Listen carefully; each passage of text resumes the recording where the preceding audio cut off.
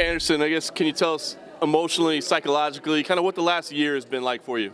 Fala pra gente o que você passou na cabeça, emocionalmente e mentalmente desse último ano. Muito treino, muito treino, muito amor e carinho da minha família, dos meus amigos e eu tô feliz de poder voltar a lutar e poder fazer o que eu amo fazer, que é lutar. A lot of training, a lot of love from my friends and family, and I'm just excited to come back and be able to do something I love. I know you don't want to spend too much time focusing on the past, but is there anything that you wish you would have changed or handled differently about the whole hearing and just the way things played out? Yeah, you know, the past is the past. I don't want to get too much into that, but at the end of the day, I wanted everybody to know that I'm not a liar. And unfortunately, you know, it didn't come off that way, but I always told the truth. I've never used any sort of PED of any sort, and I'm excited to get back in there and fight, and who knows, even fight for a title. So obviously Michael Bisping has gone out of his way to label Anderson a cheater and to say he's a cheater. Does it bother him, and is it getting to him when he sees Michael saying these things? Gente, fala sério. So come on, people. I've been in this sport for a long time, and people have said a lot of things, but once the octagon door closes, it always changes. Ed, you want to talk about that? I know Evie was asking about why Anderson seems different, and he seems much more calm these days. But can you give us any of what he said? I just think that he's, you know, he's happy, and like I've said in past interviews, a happy Anderson is dangerous Anderson to his opponent. Tá. Posso brincar mais. You mentioned the title. How much does it mean to get back to that?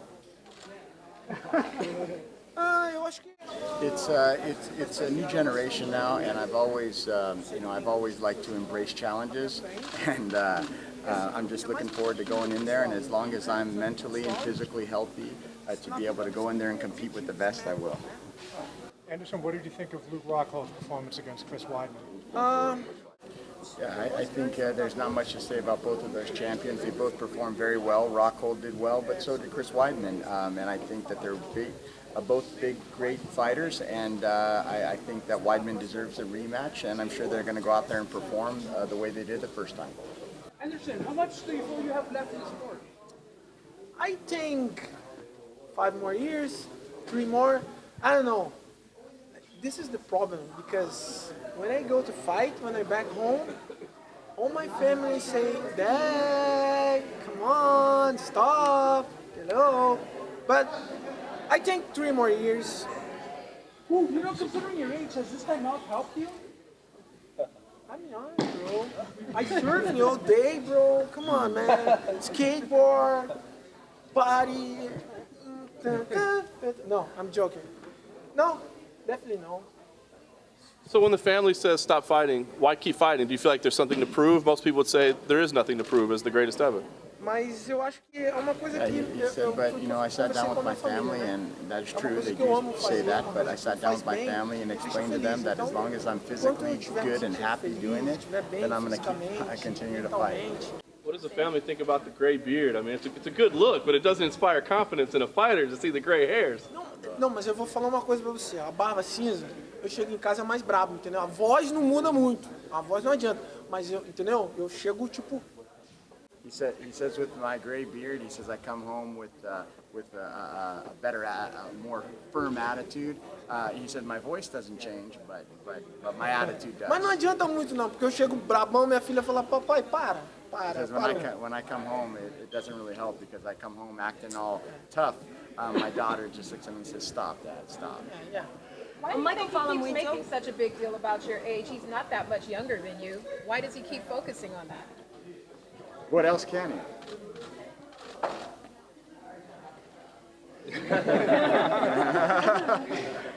Saying that Michael tells a lot of jokes about you and everything. Does it bother you? No, definitely no. I'm working a lot. For 1 year, I'm working a lot for fighting.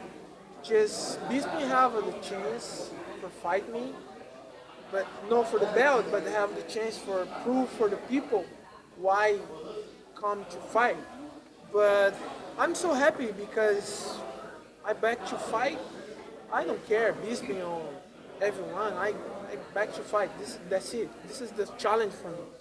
Mentally, what was it like to have that time away from fighting, to be away from the sport for a little bit?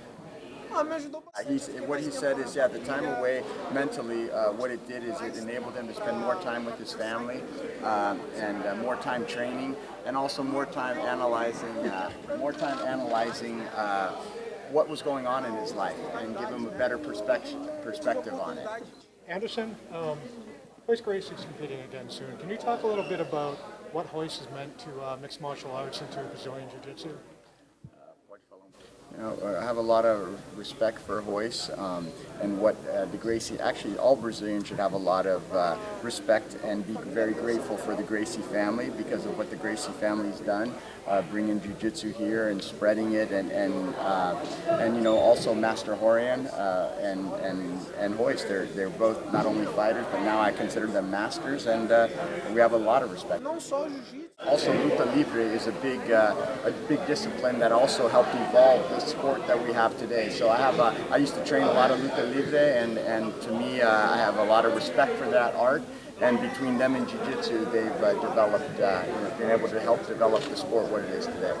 Michael Bisping said when he was in here with us that although you're fighting in England, he feels that the fans should revere you when you come out.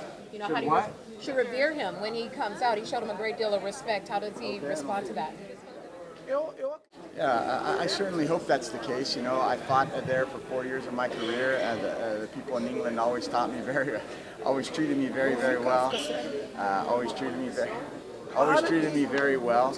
And I'm looking forward to going back there and giving them a performance. And I know that I'm hoping that I'll be able to give them a big spectacle, like we've always done.